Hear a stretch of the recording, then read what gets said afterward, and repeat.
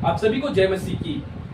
आज हमने वचन लिया है पहला कुरिन्थी उसके 9 अध्याय उसके 24 पद में। आज हम सीखेंगे मसीह दौड़ के बारे में।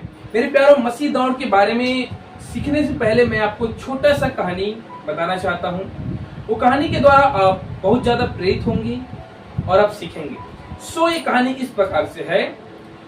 एक रेस होता है दोस्तों, और एक रेस में 100 लोगों को दौड़ाया जाता है और उसके सामने एक पहाड़ रहता है और पहाड़ में एक झंडा रखा जाता है और सभी लोग एक साथ दौड़ना स्टार्ट करते हैं। तो कुछ व्यक्ति लोग आधा बीच में जाके रुक जाते हैं, देखने लगते हैं, और कुछ व्यक्ति के परिवार आके कहने लगता है, बेटा तू मेरा इकलौता बेटा है, तेरे सिवा मेरा कोई नहीं है। तो ऐसे उसके मम्मी और पापा उसको चिल्लाते हैं और उसमें से 20 व्यक्ति नीचे आ जाता है, क्योंकि वो इमोशनल, उसके स्वभाव, वो सोचने लगता है कि मेरे माता पिता का क्या होगा। उसके बाद 20 लोग तुरंत उस पहाड़ से नीचे आ जाते हैं। फिर अब देखते हैं 80 लोग लगातार फिर उस पहाड़ में चढ़ रहे हैं, दौड़ रहे हैं। उसमें से कुछ के मामा, मामी, काके, फूफा, ये सब लोग आ जाते हैं और उनको चिल्लाने लगते हैं, बेटा भांचा, तू ही मेरा भांचा है, तू ही मेरा इकलौता भांचा है, तेरा कोई नहीं है। ऐसा बोल के उसके मामा मामी लोग, उसके फूफा फूफी लोग बेटा बेटी बोल के चिल्लाने लगते हैं। तो उसमें से मेरे प्यारों, ऐसा सुन के 40 लोग तुरंत वापस आ जाते हैं। अब 60 लोग नीचे आ गए, अब बचे 40 लोग। उस 40 लोगों में फिर वो लोग उस पहाड़ पे दौड़ रहे हैं, चढ़ रहे हैं, परिश्रम कर रहे हैं, मेहनत कर रहे हैं और लगातार दौड़ रहे हैं। उसमें से कुछ और लोग, जिस प्रकार उसमें से 40 लोग में 39 लोग जो हैं फिर नीचे आ जाते हैं, बचता एक है।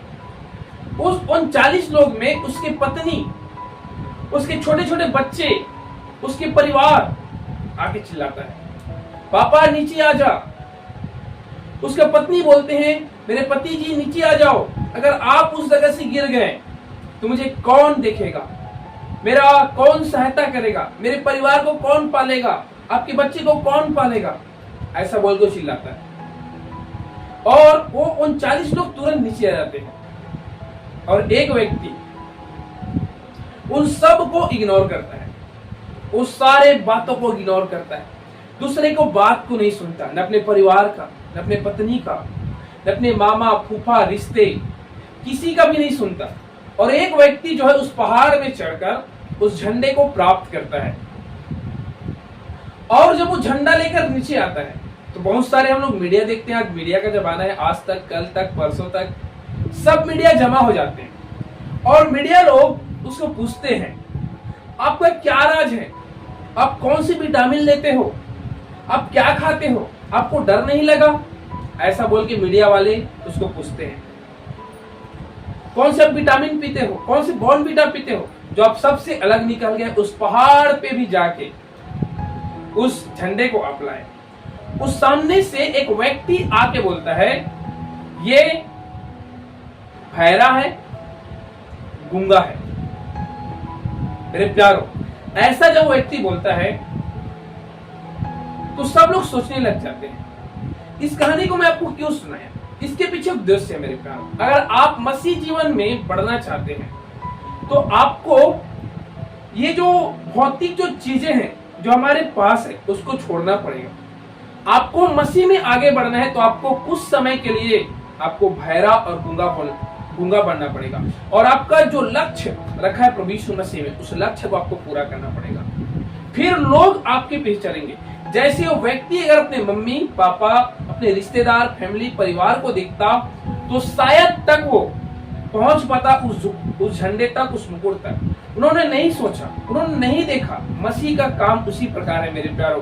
अगर आप मसीह के काम में आगे बढ़ना चाहते हैं, मसीह के काम में आप आगे रहना चाहते हैं तो आपको सब चीज को इग्नोर करना पड़ेगा और आपको कुछ समय के लिए बहरा और गूंगा बनना पड़ेगा, तब आप मसीह में बढ़ सकते हैं। आइए वचन किस प्रकार से कहता है, पहला कुरिन्थी 9:24 में, क्या तुम नहीं जानते कि दौड़ में तो सभी दौड़ते हैं परंतु इनाम एक ही ले जाता है, तुम वैसे ही दौड़ो कि जीतो।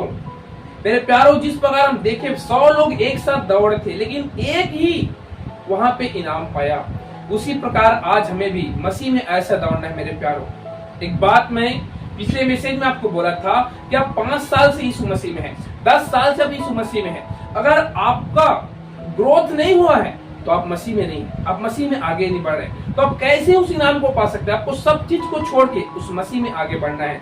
वचन कहता है, हर एक पहलवान सब प्रकार की संयम करता है, वे तो एक मुरझाने वाले मुकुट को पाने के लिए यह सब करते हैं, परंतु हम तो उस मुकुट के लिए करते हैं जो मुरझाने के नहीं। सचमुच एक मिरास आपको प्रभु यीशु मसीह इस दुनिया से जब जाएंगे तो प्रभु यीशु मसीह आपको देगा। मेरे प्यारों, इसलिए मैं तो इसी रीति से दौड़ता हूँ परंतु लक्ष्यहीन नहीं, मैं भी इस रीति से मुक्कों से लड़ता हूँ परंतु उसके समान नहीं जो हवा को पीड़ता हुआ लड़ता है, परंतु मैं अपनी देह को मारता और कुटता और वश में लाता हूँ, ऐसा न हो कि औरों को जब प्रचार करूं तो आप ही किसी रीति से निकम्मा ठहरूं। मेरे प्यारों, पौलुस हमें उत्साहित करता है, पौलुस हमें ढांढस देता है, पौलुस हमें कहता है कि हमें उस प्रकार से दौड़ना है कि हम उस इनाम को पाए। आज का समय प्रभु यीशु मसीह आने वाला है, आज का समय तकलीफ का समय है। मेरे प्यारों, आज हमें ग्रोथ करना है अपने मसीह लाइफ में, आज आपको अपने मसीह लाइफ में ग्रोथ करना है, आपके प्रेयर लाइफ को बढ़ाना है, आपके वचन लाइफ को बढ़ाना है। आप सुबह और शाम जरूर वचन को पढ़े, आप सुबह और शाम जरूर प्रार्थना करें, तभी आप बोल सकते हैं मैं यीशु मसीह में ग्रोथ कर रहा हूं, और आप बोल सकते हैं मैं अपने शरीर को मारता और कुटता क्या कर रहा हूं, मसीह के दौड़ में दौड़ रहा हूं और उस इनाम को पाऊंगा जो प्रभु यीशु मसीह ने मेरे लिए रखा है। प्रभु इस वचन के द्वारा आप सभी को आशीष दे। जय मसीह की।